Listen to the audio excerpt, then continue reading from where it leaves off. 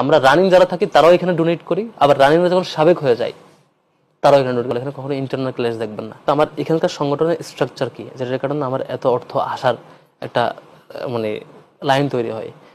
আমার সংগঠনে দেখবেন প্রত্যেকটা মানুষ এখানে যারা থাকে তারা একটা ভ্রাতৃত্বপূর্ণ সম্পর্কের মধ্যে দিয়ে থাকে, প্রত্যেক মানুষকে ভালোবাসে। তারপর এখানকার অর্গানাইজেশন পুরোটা সুশৃঙ্খল, এখানে কখনো ইন্টারনাল ক্লাস দেখবেন না। এই 77 থেকে এখন পর্যন্ত ইন্টারনাল ক্লাস হওয়ার সুযোগ নাই। এখানে এটা একেবারে সুশৃঙ্খল, পারস্পরিক সম্পর্ক এরকম। এর পাশাপাশি আমাদের নিজেদের কখনো ভুল থাকলে আমরা একে অপরকে শুধরে দেওয়ার জায়গা থাকে, মানে সংস্কারের উদ্দেশ্যে আমরা একে অপরকে শুধরে দেওয়ার চেষ্টা করি। এর বাইরে আমাদের টোটাল সিস্টেমটা নিজেদের মধ্যে অডিট সিস্টেমের আওতায়। প্রতি 6 মান্থে আমাদের প্রত্যেকটা ছোট ছোট ব্রাঞ্চ, বড় বড় ব্রাঞ্চ, প্রত্যেকটা ছোট ছোট ইউনিট নিজেদের মধ্যে অডিট করি।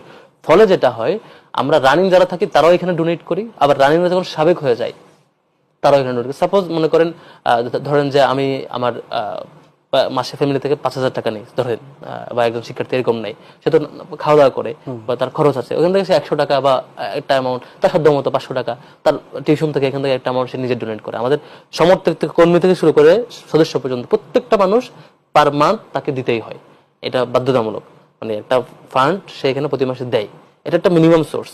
সে এখানে একটা অভ্যস্ততা তৈরি। একটা মানুষ যখন সে সংগঠন করে 5-7 বছর, সে প্রতি মাসে চাকরি না করা সত্ত্বেও দিতে থাকে, তার যে দরদ তৈরি হয় এখানে, সে সাবেক হওয়ার পরও তার কর্মজীবনে পুরো জীবন সে এখানে তার ইনকামের মধ্যে থেকে দেয়।